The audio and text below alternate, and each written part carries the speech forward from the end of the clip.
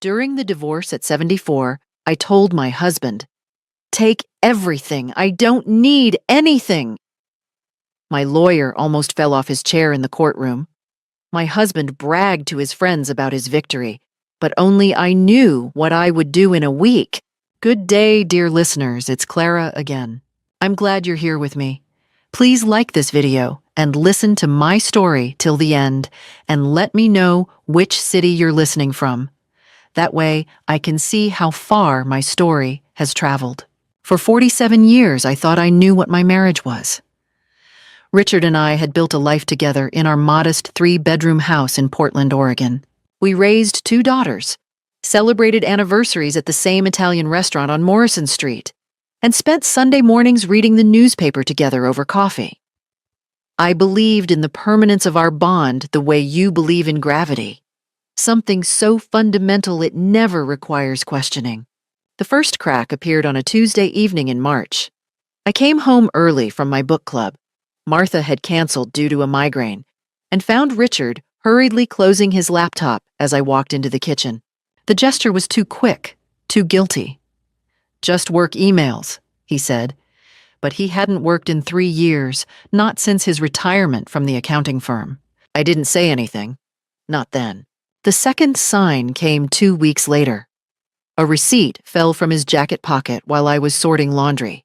Dinner for 2 at a steakhouse downtown, on a night he'd told me he was playing poker with his college buddies. The total was $187. Richard had always been careful with money, almost miserly. Who orders a $187 dinner and hides it from their wife? I started watching more carefully. The late-night phone calls he took in the garage, the new cologne that appeared in our bathroom, something expensive and unlike the Old Spice he'd worn for decades. The way he'd started going to the gym 4 times a week after years of calling exercise a waste of time. At 76, my husband was suddenly concerned with his appearance. Then came the credit card statement I found in his desk drawer, the one for an account I didn't know existed. Hotel charges, jewelry purchases, lingerie from a boutique I'd never heard of, and certainly items not in my size. My hands trembled as I photographed each page with my phone, though I wasn't sure yet what I would do with the evidence. When I finally confronted him, Richard didn't even have the decency to lie convincingly. "Her name is Vanessa," he said, as casually as if he were telling me about a new restaurant he'd discovered. "She makes me feel alive again, Margaret. Can you understand that?"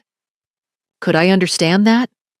Could I understand that after 47 years of cooking his meals, raising his children, supporting his career, nursing him through 2 heart procedures and a cancer scare, I was apparently not enough to make him feel alive?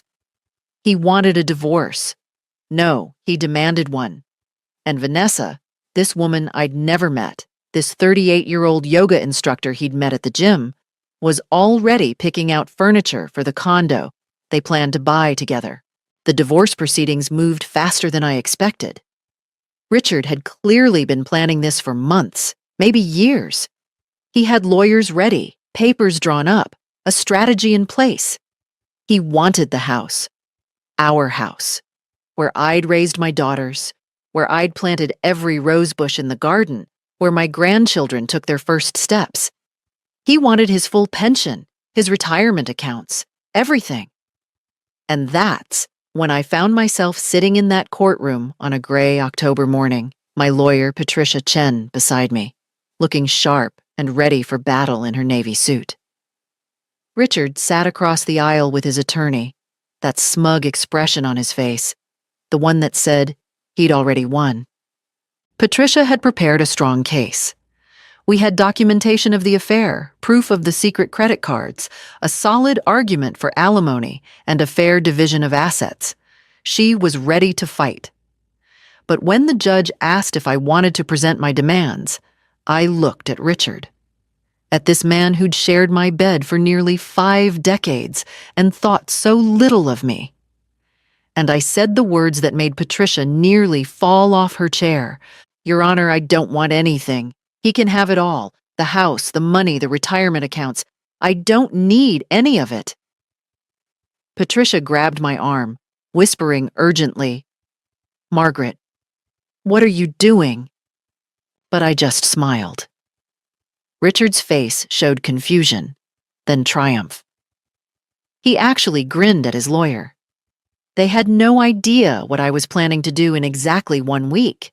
The courthouse steps felt steeper than I remembered as I walked out into the cold October air. Patricia followed close behind, her heels clicking with an urgency that matched her voice. "Margaret, please tell me you have a strategy I don't know about," she said, pulling me aside near her car. "Because what you just did in there, that was financial suicide. Do you understand what you've given up?" I understood perfectly. I'd given up the house worth $620,000, Richard's pension of $4,800 a month, his 401k with $890,000, the investment account we'd built together.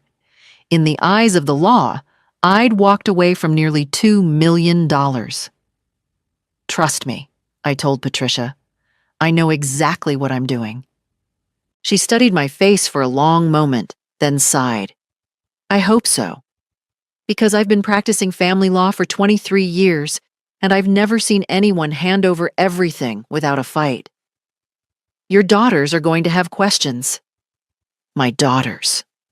Sarah and Jennifer. I'd have to call them tonight before Richard did. They'd be furious, confused, maybe even ashamed of me. They'd think their mother had given up, had rolled over and played dead. Let them think that, for now. I drove home. Except it wasn't my home anymore, was it? I had 30 days to pack my belongings and leave, according to the agreement Richard's lawyer had presented. 30 days to erase myself from the house where I'd spent most of my adult life. The house was empty when I arrived. Richard was probably out celebrating with Vanessa, bragging about how he'd gotten everything without having to fight for it. I could picture him at some expensive restaurant, champagne glasses raised, toasting his victory over the foolish old woman who'd made it so easy for him. I walked through the rooms, slowly, methodically. The living room where we'd hosted countless dinner parties. The kitchen where I'd baked birthday cakes for our daughters every year. The bedroom where we'd made love, argued, reconciled, dreamed about our future. Each space held memories that now felt contaminated by his betrayal. But here's what Richard didn't know. I'd been planning too. 3 months ago, when I first found that credit card statement, I hadn't just taken photographs. I'd started making phone calls. Quiet, careful phone calls. I'd met with a financial advisor Richard knew nothing about, a woman named Susan Chen, Patricia's sister, as it turned out. Small world. Susan had asked me detailed questions about our finances, our assets, our lifestyle. And then she'd asked me something nobody else had. "Margaret, what do you really want out of this? Not what you think you deserve, not what's fair. What do you actually want?"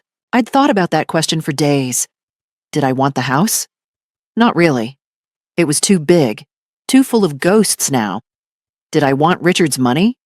Money I'd have to share mental and emotional space with him to manage? Number. What I wanted was something much simpler and much more devastating. I wanted Richard to understand what he'd lost. I wanted him to feel the full weight of his choices. I wanted him to realize when it was too late that he'd traded something priceless for something worthless, and I wanted to do it in a way that was completely legal, utterly unassailable, and absolutely permanent. That evening, I sat at the kitchen table with my laptop and a cup of tea. The house felt different now, like it was already becoming a memory, a place I used to live rather than my home. I opened my email and began composing messages. The first one went to Susan Chen. "The court approved everything. We can proceed with phase 2. The second went to my daughter Sarah, the lawyer in Seattle. "I need to talk to you about something important. Can you come to Portland this weekend? Don't tell your father." The third went to an old colleague of mine from my teaching days, a woman named Dorothy Brennan, who now worked in real estate. "Dorothy, Remember when you said you owed me a favor? I'm ready to collect.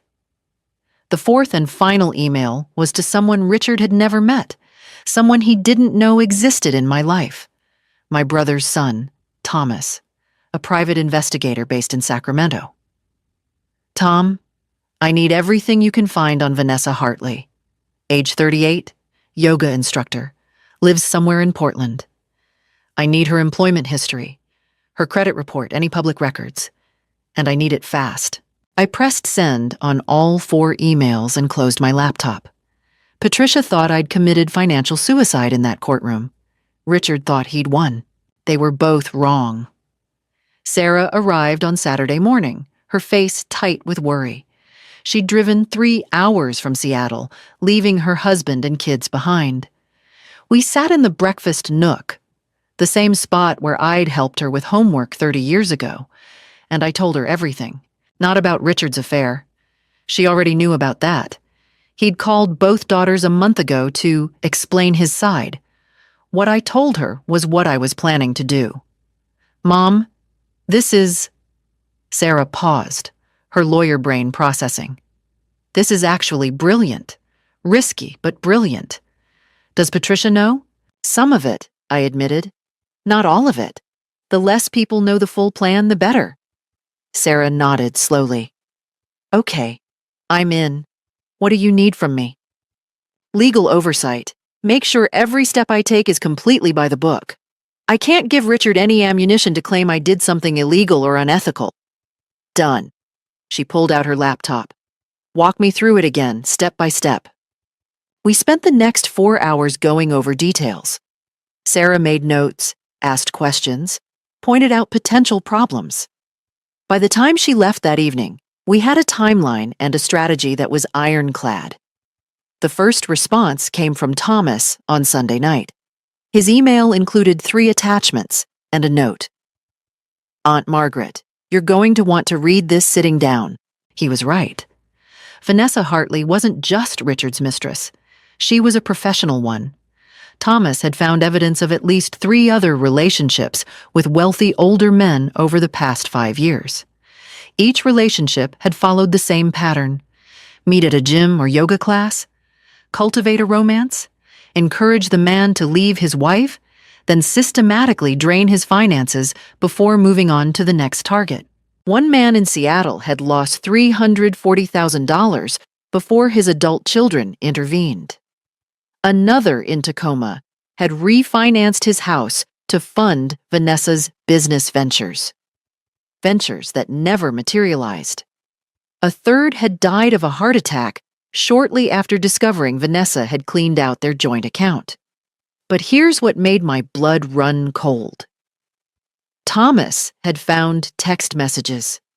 Vanessa had been sloppy with her digital security, and Tom had contacts who could access things that probably weren't strictly legal to access, though he assured me the information could be corroborated through legal channels. The messages between Vanessa and someone named Crystal laid it all out. They were partners, running this scheme together. Crystal would identify targets, wealthy men over 65, preferably recently retired, married, vulnerable to attention from a younger woman.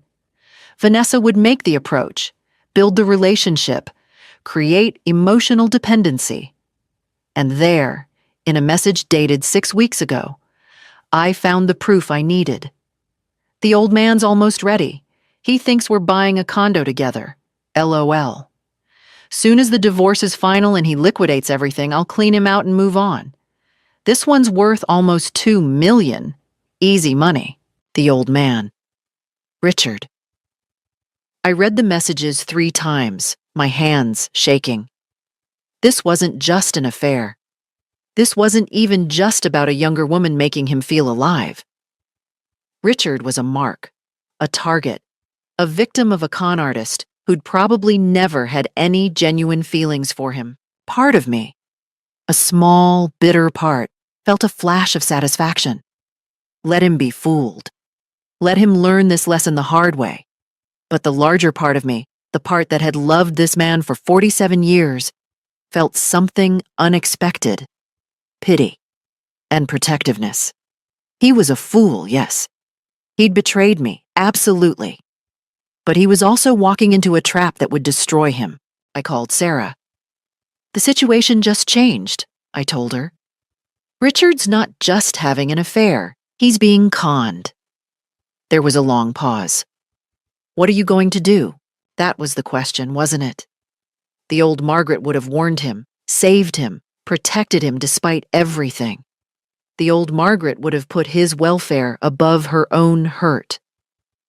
But I wasn't the old Margaret anymore. I'm going to let it play out, I said. But I'm also going to make sure that when it does, I'm in position to pick up the pieces. My pieces, not his. Mom, Sarah said carefully, are you sure? On Monday morning, I did something I'd never done in my entire life. I walked into a bank and opened accounts that only I controlled. Accounts Richard knew nothing about. I met with Susan Chen in her downtown office, and we began setting up structures, legal, financial structures, that would protect me no matter what happened next. And then I did the first thing that would make Richard realize something was wrong. I hired movers and took everything that was legally mine. My grandmother's china, my mother's jewelry, the paintings I'd inherited, my personal books, my clothes, my photographs. Everything with clear provenance as separate property. When Richard came home that Tuesday evening and saw the half-empty house, he called me immediately. Margaret, what the hell is going on? I'm moving out, I said calmly. Like we agreed. I have 23 days left, but I thought I'd get started. Where are you going? That's not your concern anymore, Richard. I heard Vanessa's voice in the background, asking questions. Good. Let them wonder. Let them feel the first tremor of uncertainty. The trap was beginning to close. They just didn't know it yet. Dorothy Brennan found me the perfect apartment within 48 hours. A one-bedroom place in the Pearl District, modern and small, with floor-to-ceiling windows overlooking the city. It was nothing like the house. And that was exactly the point. The owner's flexible on the lease terms, Dorothy said as we walked through the empty space. Month to month if you want it. And Margaret? It's good to see you taking charge of your life. I moved in on Thursday. Sarah drove down again to help, bringing Jennifer this time. Both my daughters had been horrified when I told them the truth about Vanessa, though I'd held back the worst details. They didn't need to know their father was being set up for financial destruction. Not yet. Mom, why aren't you warning Dad? Jennifer asked as we unpacked boxes in my new kitchen. She was the softer of my two daughters, always the peacemaker. I know he hurt you, but this woman is dangerous. Your father made his choice, I said, arranging my grandmother's teacups in the cabinet. He's a grown man. He doesn't need me to save him from his own decisions. But, Jennifer, I turned to face her. Your father looked me in the eye and told me that woman makes him feel alive. After 47 years of marriage. Do you know what that does to a person? She fell silent. That night, alone in my new apartment, I received an email from Susan Chen with the subject line, Phase 2 complete. I'd taken the divorce settlement, nothing, and turned it into leverage. Susan had helped me restructure everything I did have, the inheritance from my parents that I'd kept in a separate account. Richard had forgotten about it. $340,000. The life insurance policy on my mother that had paid out 2 years ago. $180,000. The small rental property my aunt had left me in Eugene, worth $280,000. Assets that were mine alone, that had never been marital property. But more importantly, Susan had helped me do something else. Something that would become crucial very soon. I'd purchased life insurance on Richard. It sounds cold, calculating. Maybe it was. But the policy was perfectly legal. We were still technically married when I bought it. I had insurable interest, and Richard had even signed the medical forms without reading them carefully. He'd thought it was paperwork for his own policy renewal. The policy would pay out $750,000, and the beneficiary was me. Friday afternoon, everything exploded. Richard showed up at my new apartment building, Vanessa in tow. The doorman called up, and I told him to let them come. I'd been expecting this. They walked into my small living room like invaders, Vanessa's eyes scanning everything with predatory assessment. She was beautiful, I had to admit. Tall, blonde, yoga-toned, wearing expensive athleisure that probably came from Richard's secret credit card. "We need to talk," Richard said, but his voice had an edge I'd never heard before. Fear. About what?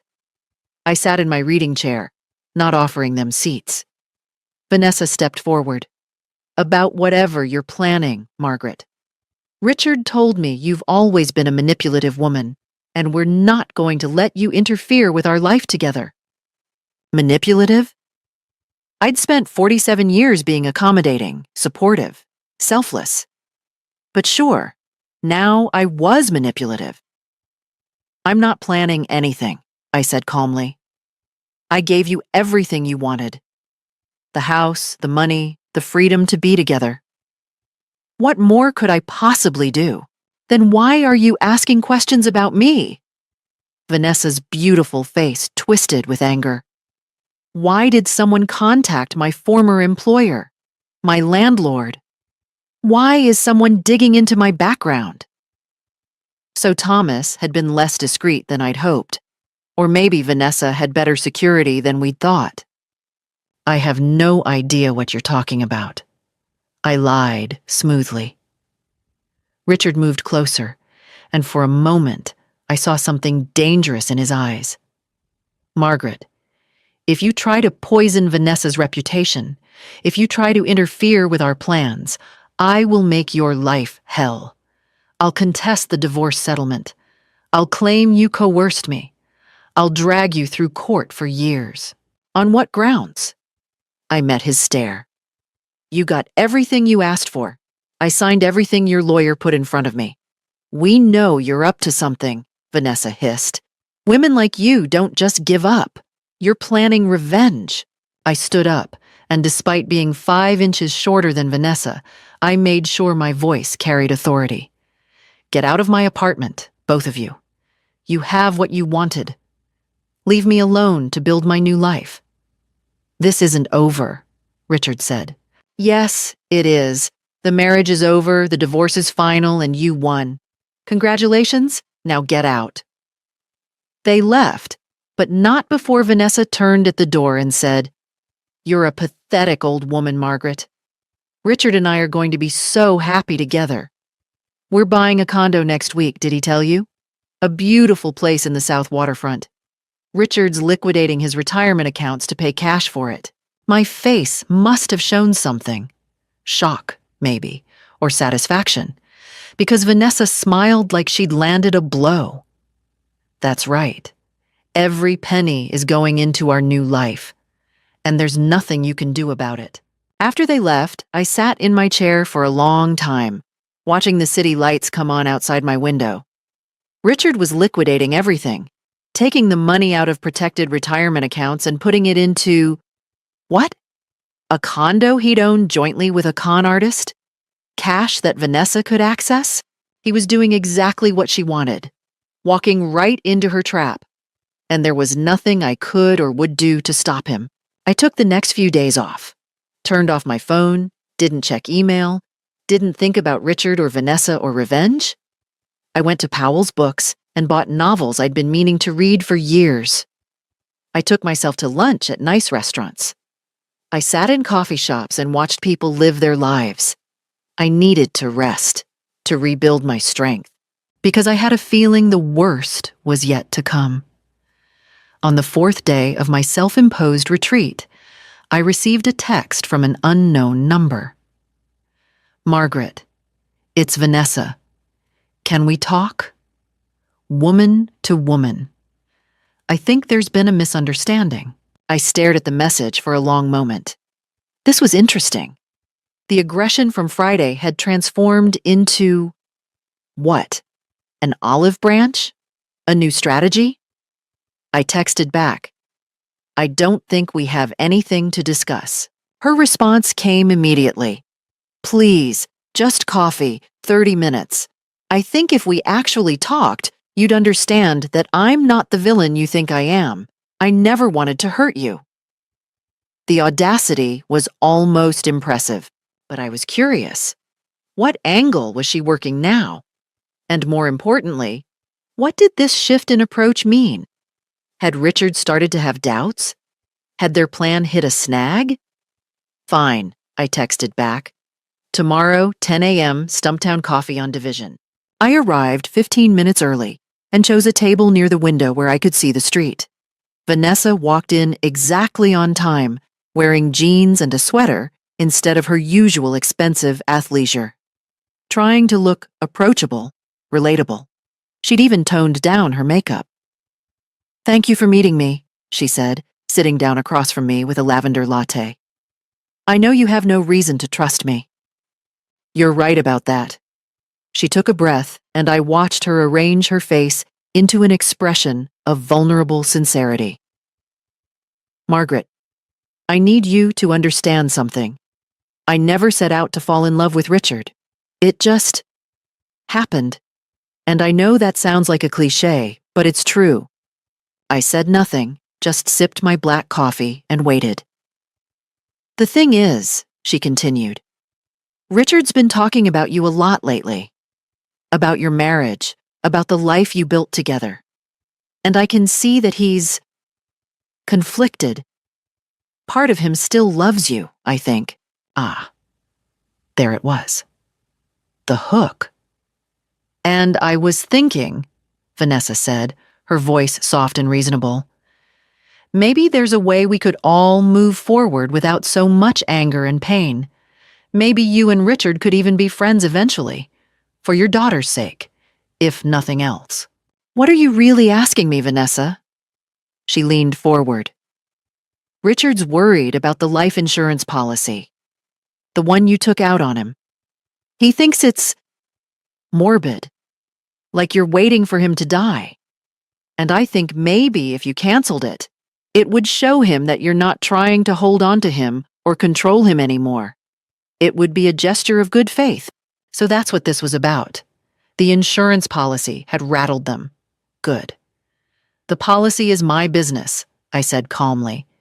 It's perfectly legal, and it doesn't affect Richard's life in any way. But it makes him uncomfortable. Then he should have thought about my comfort before he had an affair.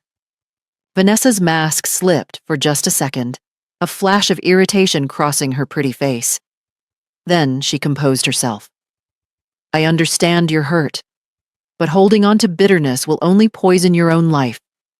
Don't you want to move on? Find happiness again?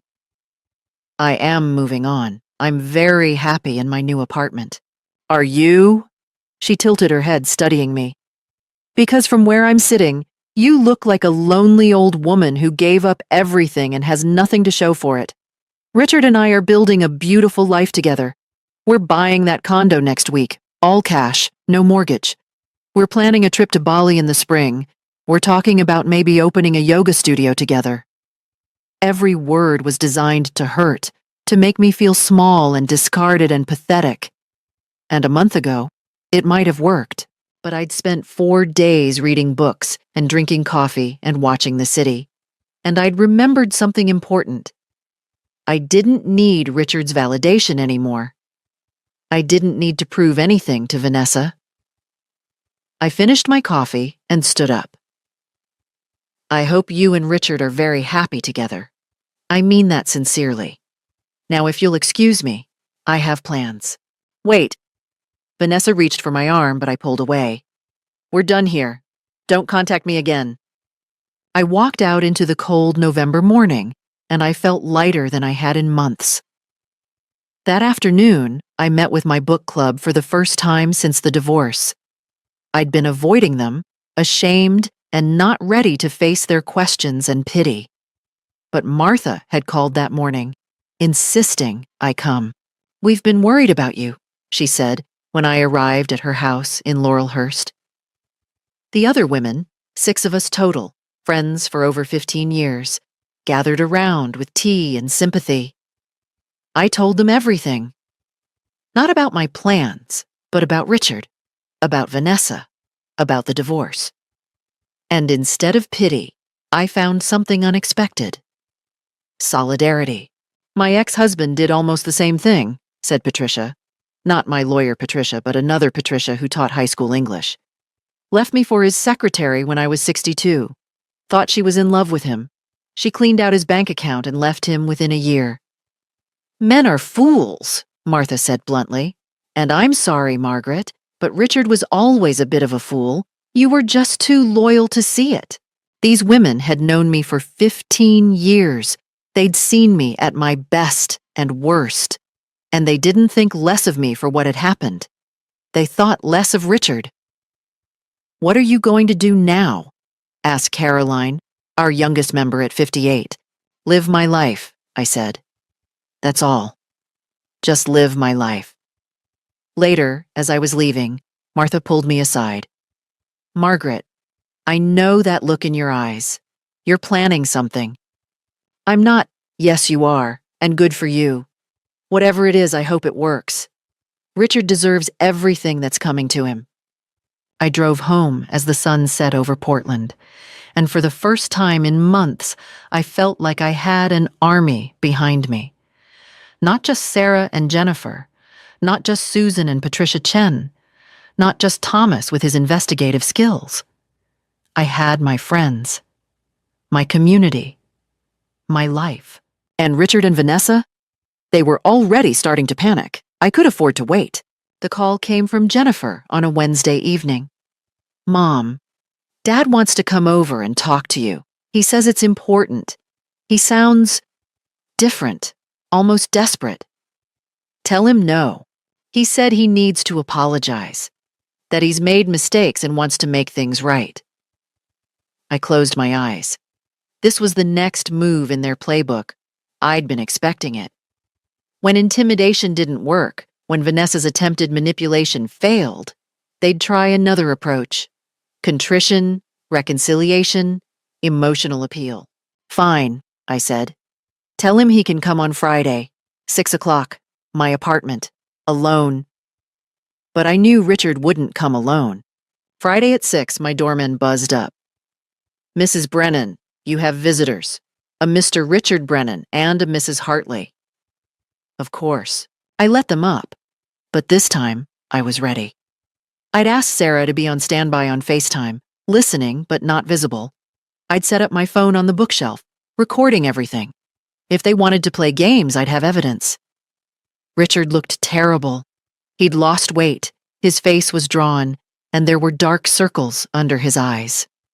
Vanessa stood beside him, her hand possessively on his arm. But even she looked strained. Margaret, Richard began, his voice hoarse. Thank you for seeing us. You have 15 minutes. They sat on my small couch.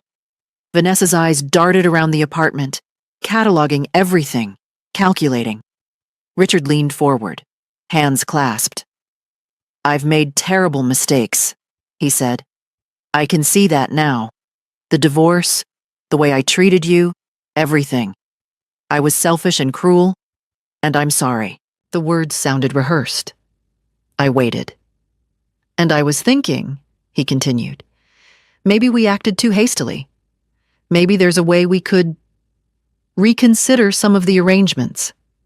The divorce is final, yes, but we could still work something out. We were married for 47 years, Margaret. That has to count for something. What are you asking for, Richard? Vanessa spoke up, her voice honey-sweet. Richard feels guilty about taking everything. He wants to give you a fair settlement after all. Maybe half the house value and some of the retirement money. It's only right. I almost laughed. This was the play? Offer me money I'd already given up. Money that Richard had probably already spent or was planning to spend on that condo. We're willing to give you $300,000, Richard said quickly. Cash. In exchange for you signing some paperwork. What paperwork? Vanessa pulled documents from her designer purse. Just some clarifications about the divorce settlement, making sure you can't make any future claims on Richard's assets or income. And, she hesitated, a termination of that life insurance policy. There it was, the real agenda. I took the papers and read them carefully. They weren't just asking me to waive future claims.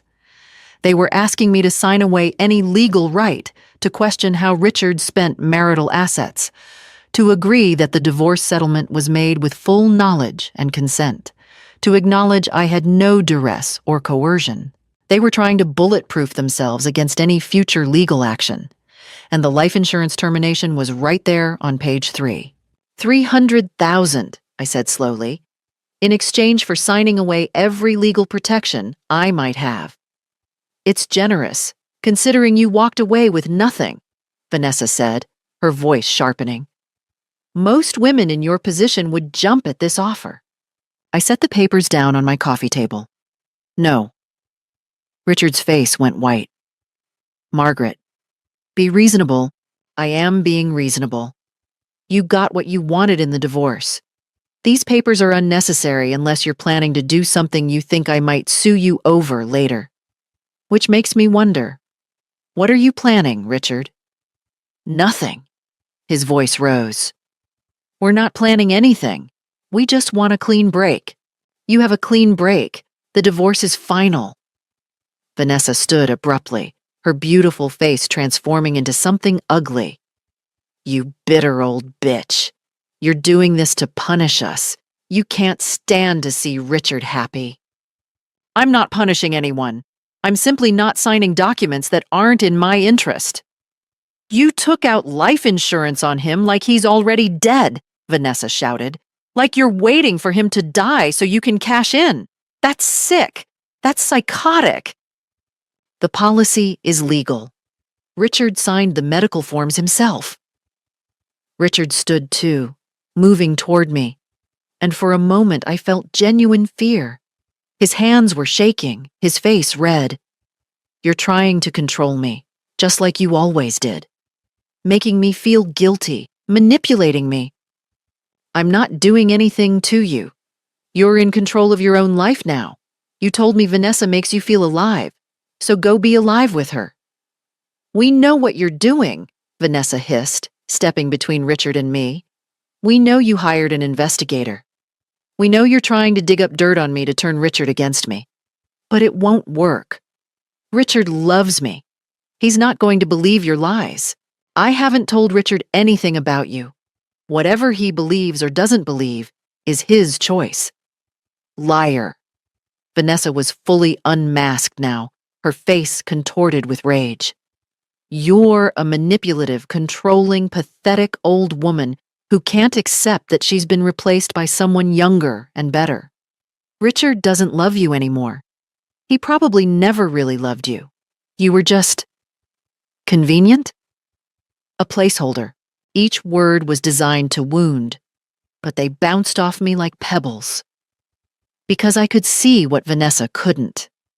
Richard was watching her rant, and something in his eyes was changing. Doubt was creeping in. Get out, I said quietly. Both of you. And don't come back. We're not signing anything without you signing too, Richard said, but his voice had lost its conviction. Then I guess we're at a stalemate. Now leave. They left, Vanessa practically dragging Richard out, still muttering about lawsuits and legal action, and how I'd regret this. After the door closed, I stood there shaking. Not from fear, from adrenaline, from the effort of staying calm, from the surreal nightmare of watching my husband of 47 years become a stranger. Sarah's voice came from my phone. Mom, you okay? Yeah, I'm okay. That was terrifying. Are you sure you're safe? Should I drive down? I'm fine, honey, really. They're desperate, which means the plan is working. But that night, lying in bed in my small apartment, I felt something I hadn't felt before. Genuine fear. Not of what Richard and Vanessa might do to me, but of what might happen if my plan failed. If I'd miscalculated. If I'd given up everything for nothing. Then I remembered Vanessa's face when she screamed at me, the mask completely gone, the ugliness fully revealed. And I remembered Richard's expression as he watched her, that flicker of doubt. The fear transformed into something harder, colder, more determined. Let them panic. Let them show their true colors.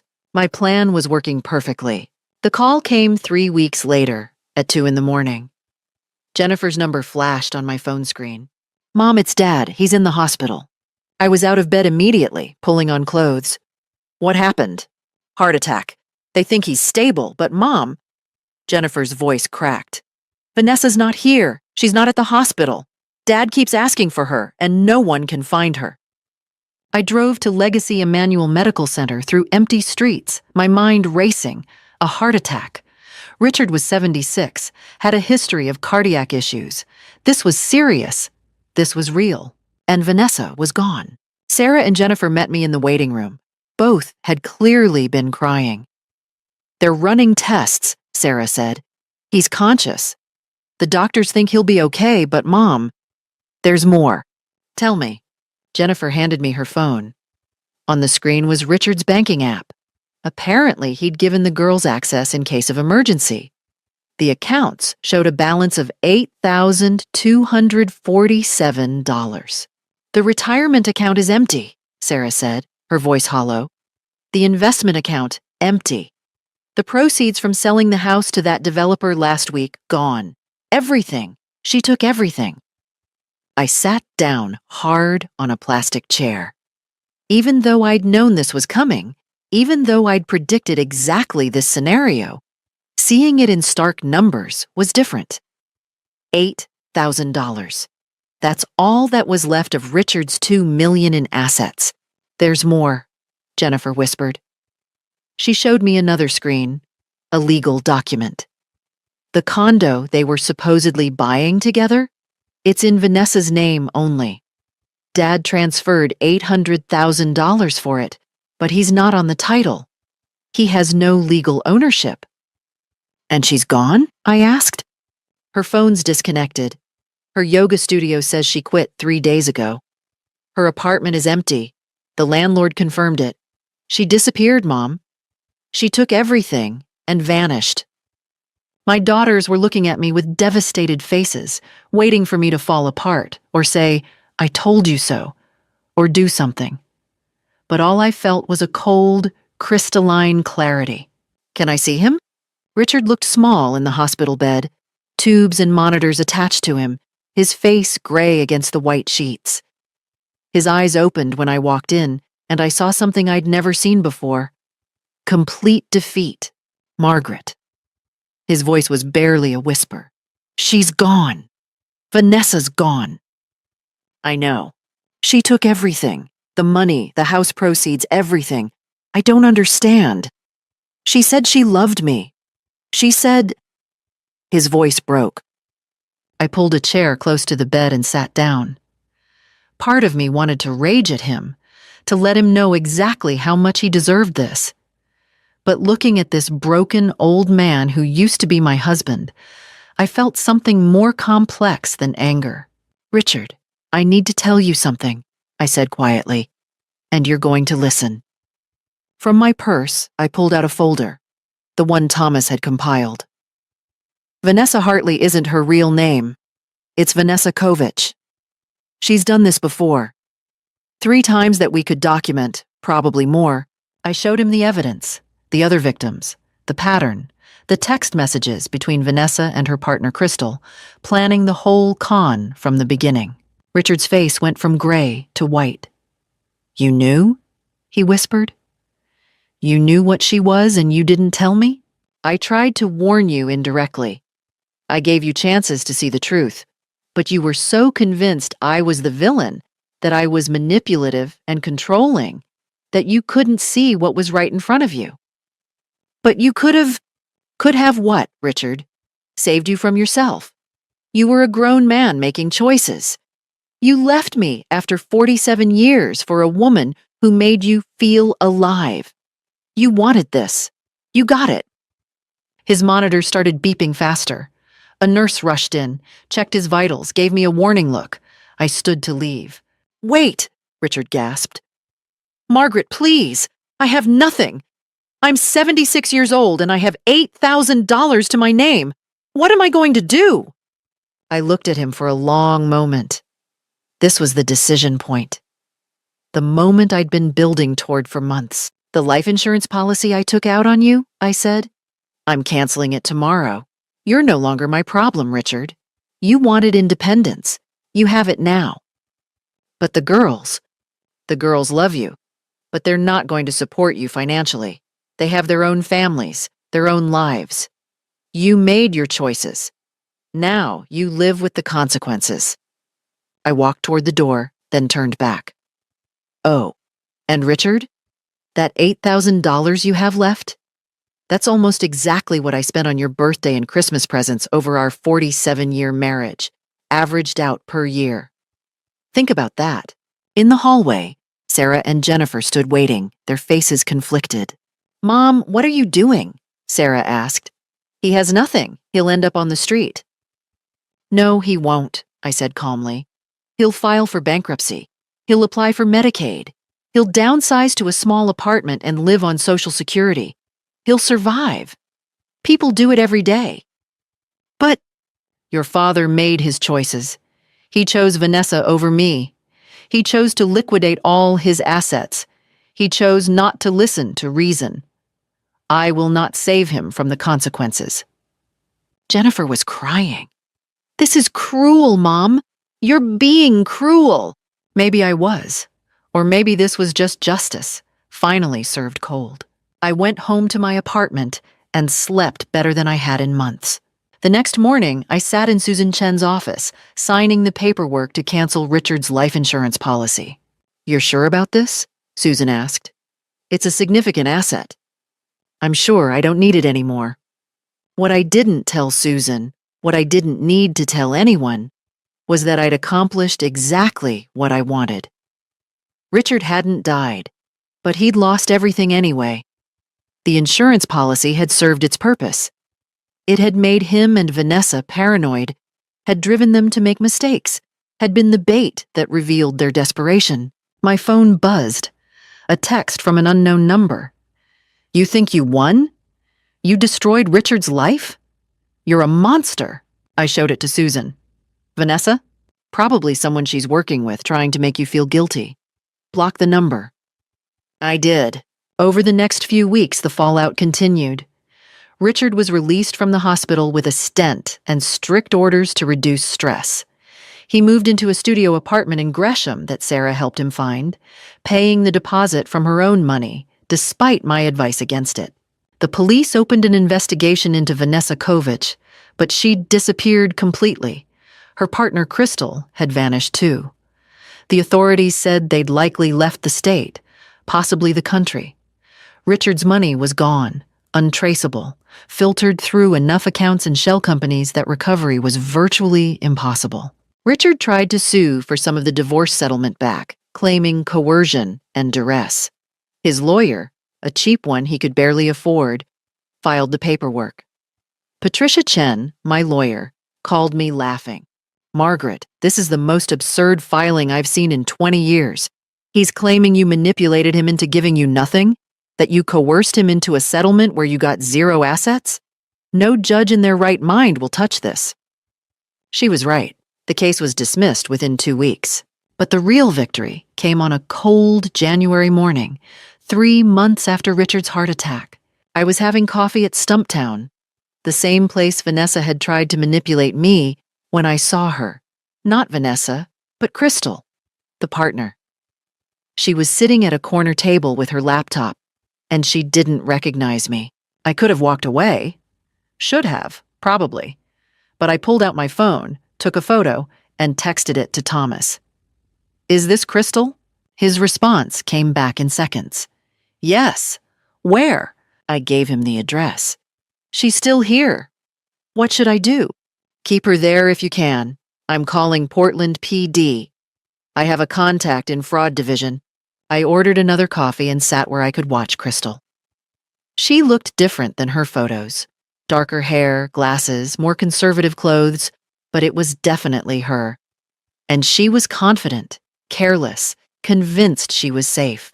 The police arrived 12 minutes later. I watched from across the street as they approached her table. Watched her face go from confusion to panic. Watched them escort her out in handcuffs. One of the detectives called me later that day. "Mrs. Brennan, Detective Martinez, I understand you identified one of our suspects. Is that what I did? Crystal Morrison has been on our radar for months. We just couldn't locate her. Thanks to your tip, we have her in custody. And she's talking, giving up information about Vanessa Kovich's whereabouts, their operation, everything. She's trying to cut a deal. Will the victims get their money back? Some of it, maybe. It'll take time.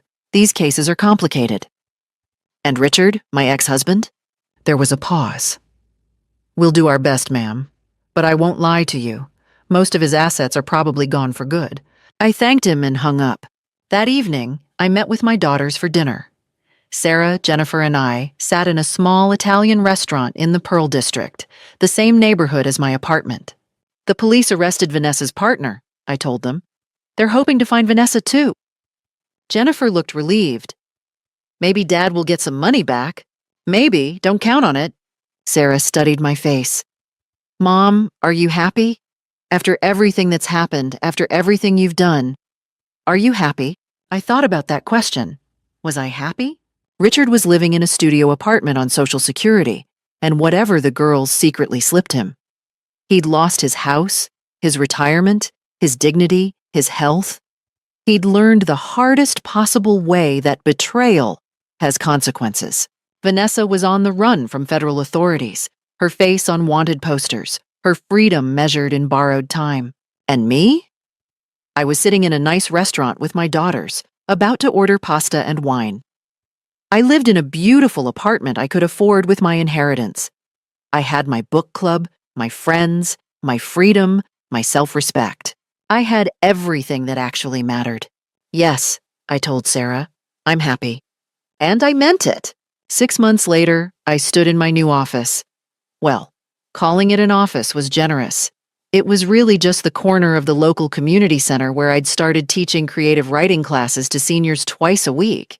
"Mrs. Brennan, can you look at my story?" Martha from my book club held up her notebook. Yes, the same Martha who'd had the migraine that fateful evening. She'd enrolled in my class, along with 3 other women from our group. Teaching again felt like returning to myself. I'd retired from education 20 years ago to support Richard's career, but words had always been my first love. My phone rang during my walk to Hart Coffee, my favorite independent shop.